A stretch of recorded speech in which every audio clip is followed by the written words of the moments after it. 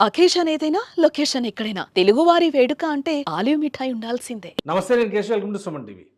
ఆంధ్రప్రదేశ్ రాజధాని అమరావతి విషయంలో inner ring road, outer ring road ఈ ప్రతిపాదనల చుట్టూ చాలా వరకు రాజకీయ చర్చలు నడుస్తున్నాయి. అడ్మినిస్ట్రేషన్ పరంగా ముఖ్యమంత్రి ఇచ్చినటువంటి ఆదేశాల మేరకు వీటి నిర్మాణం ఎలా ముందుకు తీసుకెళ్లాలనేటువంటి అంశంపైన చర్చ జరుగుతుంది. అయితే గత 5 ఏళ్లలో జరిగినటువంటి జాప్యం, Amaravati inner ring road, outer ring road ప్రతిపాదనల్ని అటకెక్కించినటువంటి వైనం, అలానే కేంద్ర ప్రభుత్వ ఉపరితల రవాణా శాఖ తీసుకున్నటువంటి ఒక కీలకమైనటువంటి నిర్ణయం ఫలితంగా విజయవాడ నగరానికి పశ్చిమాన నిర్మించినటువంటి బైపాస్ రోడ్డు, వీటన్నిటి నేపథ్యంలో ఇన్నర్ రింగ్ రోడ్డు ప్రతిపాదన ఇక ఆగిపోయినట్టేనే అందరూ భావించారు. అయితే దాన్ని వీలైనంత వేగంగా ఇన్నర్ రింగ్ రోడ్డును కూడా నిర్మించాల్సిన అవసరం ఉందని ఏపీ సీఎం చంద్రబాబు నాయుడు అభిప్రాయపడ్డారు. వాస్తవానికి ప్రకాశం బ్యారేజ్ని ఒక పారామీటర్గా పెట్టుకొని చూస్తే ప్రకాశం బ్యారేజ్ నుంచి ఎగువకి కనీసం 4 చోట్ల కృష్ణానది పైన వంతెనలు పెట్టడం ద్వారా అమరావతి నగరానికి రహదారి వ్యవస్థని బలోపేతం చేయాలనేది, అలానే కృష్ణానదికి ప్రకాశం బ్యారేజీ దిగువన మరో 4 మార్గాల్లో కొత్త బ్యారేజీలు నిర్మించడం ద్వారా రవాణా వ్యవస్థని పెంపొందించాలని భావించారు. ఈ క్రమంలోనే ఇన్నర్ రింగ్ రోడ్డు ప్రతిపాదన మరోసారి తెరపైకి వచ్చింది. ఇన్నర్ రింగ్ రోడ్డు నిర్మించి తీరాల్సిందే అని రాష్ట్ర ప్రభుత్వం, ఏపీసీఆర్డీఏ నిర్ణయించుకున్నాయి. దీనికి సంబంధించి కేంద్ర ప్రభుత్వ అప్రూవల్ను కూడా తీసుకోవడం విశేషం. గతంలో ఇచ్చినటువంటి డిపిఆర్ అంటే దాదాపుగా 28 గ్రామాలు కృష్ణా జిల్లాలో, ఇటు గుంటూరు జిల్లాలో కూడా దాదాపు 15-20 గ్రామాల మీదుగా ఈ రహదారి వ్యవస్థ వెళుతుంది.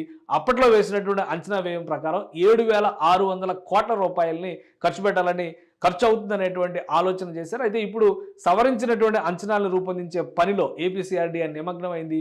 అసలు ఇన్నర్ రింగ్ రోడ్డు ప్రతిపాదనలో రహదారి వ్యవస్థ ఏ విధంగా ఉండబోతోంది, ప్రస్తుతం హైదరాబాద్లో చూసినటువంటి ఔటర్ రింగ్ రోడ్డు ప్రతిపాదనల తర్వాత అమరావతి ఇన్నర్ రింగ్ రోడ్డు ప్రణాళికని ఏ విధంగా రూపొందించారు, ఈ అంశాలు విశ్లేషించేటువంటి ప్రయత్నం చేద్దాం. డిపిఆర్లో భాగంగా గతంలోనే Andhra Pradesh capital region development authority ఒక ప్రపోజల్ను పెట్టింది. ఆ ప్రపోజల్ ప్రకారం 8 వరుసల రహదారిగా ఇన్నర్ రింగ్ రోడ్డును కూడా నిర్మించబోతున్నారు.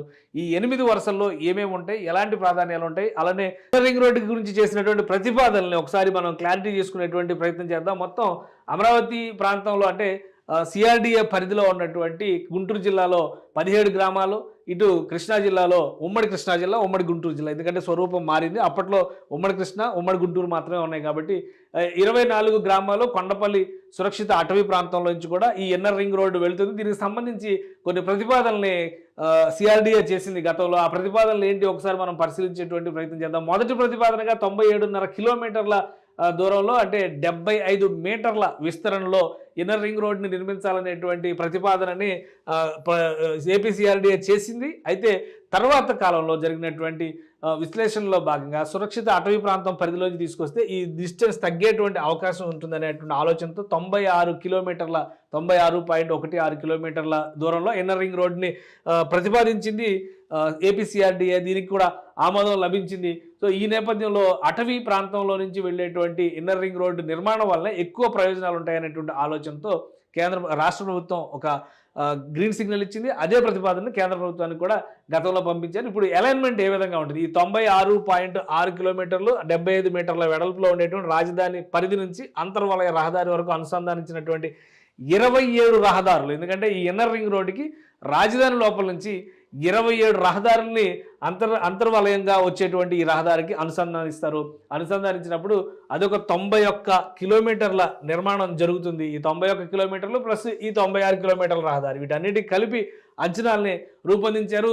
12/2/2018లోనే దీన్ని అథారిటీ సమావేశంలో అంటే సిఆర్డీఏ సమావేశంలో నిర్ణయించారు. ఇదే ప్రతిపాదనని రాష్ట్ర ప్రభుత్వం కూడా గ్రీన్ సిగ్నల్ వేసింది. అలానే ఈ ప్రతిపాదనలో భాగంగా వచ్చినటువంటి కొన్ని అంశాలను మనం పరిశీలిద్దాం. ఇందులో చాలా డీటెయిల్స్ ఉన్నాయి, ఎందుకంటే ఇదంతా కూడా డీటెయిల్డ్ రిపోర్ట్ని సిఆర్డీఏ పబ్లిష్ చేసింది. దీనికి సంబంధించినటువంటి వివరాలని మనం చూద్దాం. దీన్ని 2 దశలుగా ఈ పనులు మొదలు పెట్టాలనుకున్నాం. అంటే ఇన్నర్ రింగ్ రోడ్డు 96 కిలోమీటర్ల డిస్టెన్స్తో నిర్మించబోయేటువంటి ఇన్నర్ రింగ్ రోడ్డు, కొండపల్లి అటవీ ప్రాంతంలోంచి వచ్చేటువంటి ఇన్నర్ రింగ్ రోడ్డుకు సంబంధించి 2 దశల్లో నిర్మాణం చేయాలనుకున్నారు. అందులో 68 కిలోమీటర్ల మేర నిర్మాణం మొదటి దశలోనే జరిగిపోతుంది.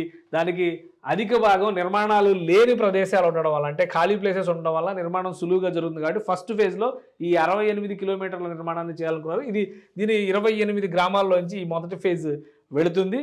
అలానే రెండో ఫేజ్కి సంబంధించి కూడా రెండో ఫేజ్లో కొండపల్లి సురక్షిత అటవీ ప్రాంతంలో నుంచి ఈ రూట్ వెళ్తుంది కాబట్టి దాదాపు 9 కిలోమీటర్లు కొండపల్లి అటవీ ప్రాంతంలో అటవీ క్షేత్రంలో నుంచి ఇన్నర్ రింగ్ రోడ్డు రూట్ వెళ్తుంది.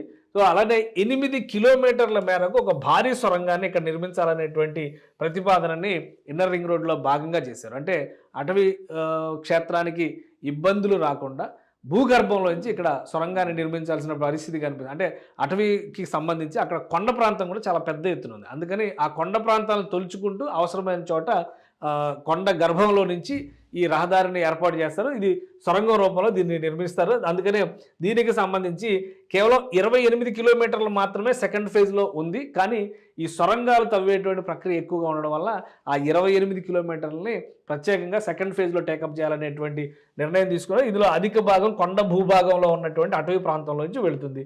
రెండో దశ ముసాయిదాకి సంబంధించి 15 గ్రామాల్లో ఈ నిర్మాణం జరుగుతుంది.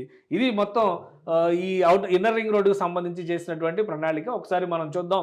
ఈ రెడ్ లైన్లో కనిపిస్తుంది మొత్తం కూడా ఇన్నర్ రింగ్ రోడ్ ఫస్ట్ ఫేజ్లో చేయాలనుకున్నటువంటి నిర్మాణం. అంటే దాదాపుగా హాఫ్ సర్కిల్ ఇక్కడే కంప్లీట్ అయిపోతుంది. ఇది మొత్తం ఇటు విజయవాడ నగరానికి ఇటుపక్కన ఇది హైదరాబాద్ హైవే నుంచి మనం చూసినప్పుడు ఇది మొత్తం విజయవాడ నగరానికి మళ్ళీ ఇటుపక్కన హైదరాబాద్ హైవేకి దాటి గన్నవరం ఎయిర్పోర్ట్ దాదాపు అక్కడ దాకా వచ్చే వరకు ఫస్ట్ ఫేజ్ 1లో అది నిర్మాణం జరగాలి.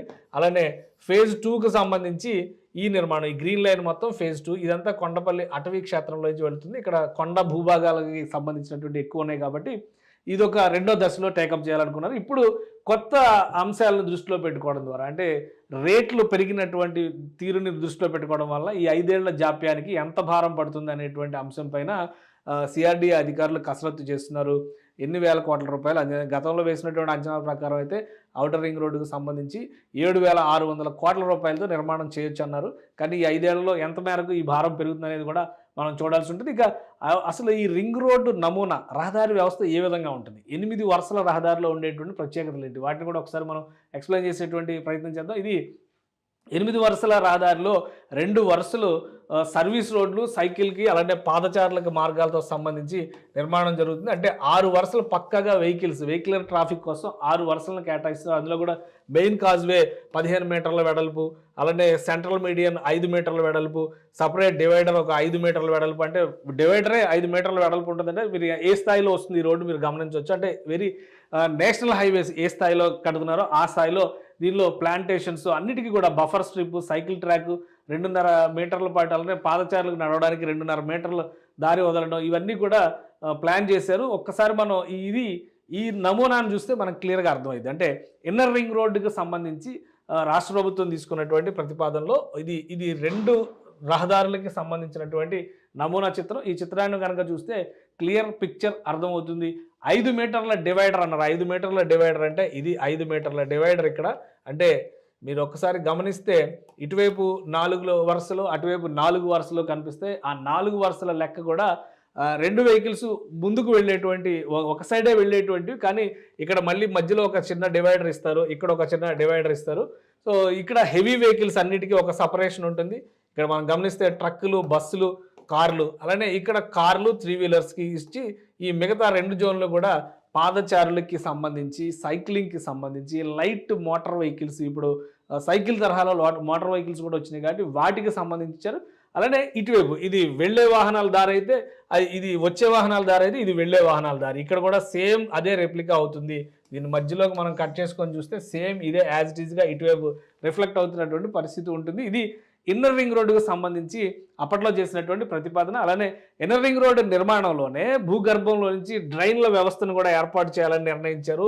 ఒకవేళ వర్షాలు పడినా కానీ అలానే ఎలక్ట్రిఫికేషన్కి సంబంధించినటువంటి రూటింగ్ కూడా భూగర్భం నుంచే చేయాలనేటువంటి ప్రణాళికను సిద్ధం చేసుకున్నారు. అంటే దీని ప్రకారం ఎక్కడ కూడా తవ్వకాలకు మళ్ళీ అవకాశం లేకుండా వాటర్ పైప్ లైన్స్కి సంబంధించి కానీ ఎలక్ట్రికల్ పైప్ లైన్స్కి సంబంధించి కానీ డ్రైన్స్కి సంబంధించి ముఖ్యంగా వర్షపు నీరు వెళ్ళేటువంటి క్రమంలో కూడా వీటన్నిటిని దృష్టిలో పెట్టుకొని 8 వరుసల రహదారిని ఒక భారీ వలయ రహదారిని అప్పట్లో సిఆర్డీఏ అధికారులు ప్రతిపాదించారు. దీనికి అనుబంధంగా ఈ E3, E5 ఇవన్నీ కూడా ఇన్నర్ రింగ్ రోడ్డుకి అలానే నేషనల్ హైవేలకి కనెక్ట్ అయ్యేటువంటి వ్యవస్థలు. అంటే ఇన్నర్ రింగ్ రోడ్డుతో పాటు మరొక 91 కిలోమీటర్ల మేర ఇంటర్నల్ లింక్ రోడ్స్ డెవలప్మెంట్స్ అనేవి అమరావతి కోర్ క్యాపిటల్ ఏరియాలో నుంచి. ఎందుకంటే మీరు ఒకసారి ఇక్కడ గమనిస్తే కనుక మ్యాప్లో చూస్తే చాలా క్లియర్ పిక్చర్ మనకి అర్థమవుతుంది.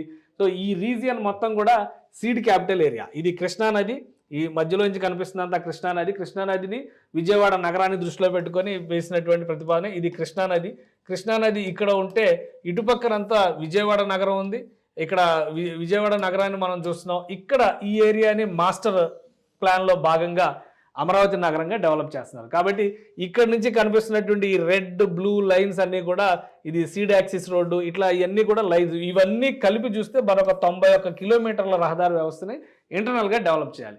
సో ఒకవైపు భారీ వలయ రహదారిని, దానికి అంతర్గతంగా అనుసంధానించేటువంటి ఇంటర్నల్ లింక్ రోడ్లు, వీటన్నిటిని ప్యారల్గా డెవలప్ చేయాలి. కాబట్టి ఇన్ఫ్రాస్ట్రక్చర్ విషయంలో ఆంధ్రప్రదేశ్ ప్రభుత్వం ఎక్కువ ఫోకస్ చేస్తుంది.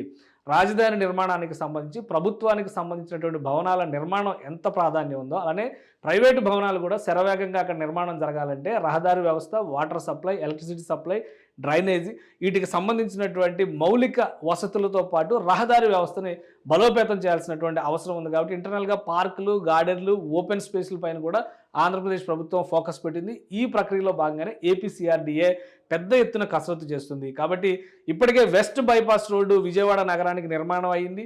తూర్పు బైపాస్ను కూడా నిర్మిస్తామనేటువంటి భరోసాను కేంద్ర ప్రభుత్వం ఇచ్చింది. అయినా కానీ ఇన్నర్ రింగ్ రోడ్డు ప్రతిపాదనను వదిలిపెట్టే ప్రసక్తే లేదని ఏపీసీఆర్డీఏ చెబుతుంది. ఎందుకంటే ఔటర్ రింగ్ రోడ్డు స్థాయిలో అమరావతి అభివృద్ధి చెందడానికి కనీసం ఒక 20-30 ఏళ్ళు పట్టినప్పటికీ కూడా ఇన్నర్ రింగ్ రోడ్ని ఇమీడియట్గా డెవలప్ చేస్తే అమరావతి పరిధిలో యాక్టివిటీ బూస్టప్ అవుతుంది. అలానే విజయవాడ ఒక మెట్రో నగరంగా మరింత విస్తారంగా, అంటే గ్రేటర్ విజయవాడ అనేటువంటి ప్రతిపాదన ఎప్పటి నుంచో పెండింగ్లో ఉంది. కాబట్టి గ్రేటర్ విజయవాడ నిర్మాణం జరగకపోయినా కానీ ఈ ఇన్నర్ రింగ్ రోడ్డు వలన ఆ పరిధిలో జరిగేటువంటి డెవలప్మెంట్ విజయవాడ నగరానికి కూడా కలిసి వస్తుందని రాష్ట్ర ప్రభుత్వం భావిస్తుంది. అందుకే శరవేగంగా ఇన్నర్ రింగ్ రోడ్డుకు సంబంధించినటువంటి డిపిఆర్ రిపోర్ట్ని కేంద్ర ప్రభుత్వానికి సబ్మిట్ చేసేందుకు సవరించినటువంటి ఆర్థిక అంచనాలతో సంసిద్ధంగా అధికారులు ఉన్నట్టుగా తెలుస్తోంది. అతి త్వరలోనే ఫైనల్ ఫిగర్స్ క్లారిఫై అయిన తర్వాత కేంద్ర ప్రభుత్వానికి ఈ ప్రతిపాదనలు పంపించేటువంటి అవకాశాలు స్పష్టంగా కనిపిస్తున్నాయి. సుమన్ టీవీలో మీ పర్సనల్ అండ్ బిజినెస్ ప్రమోషన్స్ కోసం కింది నెంబర్కి కాంటాక్ట్ చేయండి.